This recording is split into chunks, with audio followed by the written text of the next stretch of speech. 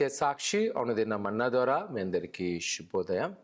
నేటి ఉదయ కాలము 6 గంటలకు 10 గంటలకు ఆరాధనలు ఉంటాయి. ప్రభు సంస్కరణ ఉంటుంది. ప్రతి వారు సకాలంలో ఆరాధనలో పాల్గొవలసిందిగా కోరుచున్నాం.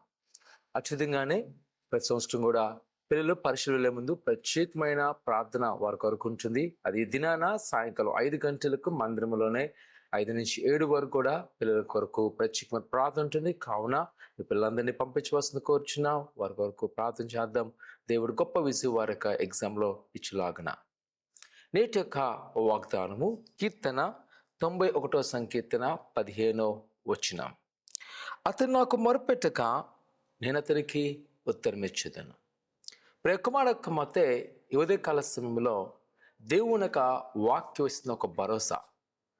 మనం అనుకుంటే మన జీవితంలో నాకు ఈ కార్యాలు జరుగుతాయా జరగవా, నా జీవితంలో అద్భుతం అవుతుందా అవదా అని. ఇక్కడ దేవుని యొక్క వాక్యం చెప్తుంది, అతను మొరపెట్టగా నేను అతనికి ఉత్తరం ఇచ్చేదను. నిజమే, మన దేవుడు వినే దేవుడు, మాట్లాడే దేవుడు. ఈ లోకంలో ఎవరు నీ బాధను పట్టించుకోలేకపోవచ్చు. నీ యందు ఎవరు కూడా ఆసక్తి చూపించలేకపోవచ్చు.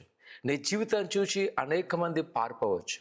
కానీ నువ్వు ప్రభు యొద్దకు చేరినట్లయితే, ఆయన యొద్ద మొరపెట్టినట్లయితే ఆయనకు ఉత్తరం ఇచ్చింది. నీ సమస్య ఏదైనా అవ్వచ్చు, నీ బాధ ఏదైనా అవ్వచ్చు, నీ దుఃఖం ఏదైనా అవ్వచ్చు, భయపడక ఆధారపడక ఎదిగో ప్రభు నీకు సహాయం చేయబోతున్నాడు. ఆయన నీకున్న బంధకాలను విడుదల చేయబోతున్నాడు. ఆయన నీకున్న ఆటంకాలు విడుదల చేయబోతున్నాడు. ఈ ఉదయకాల సమయంలో ఈ భరోసా మాటతో దేవుని సన్నిధిలో ప్రార్థన చేయండి.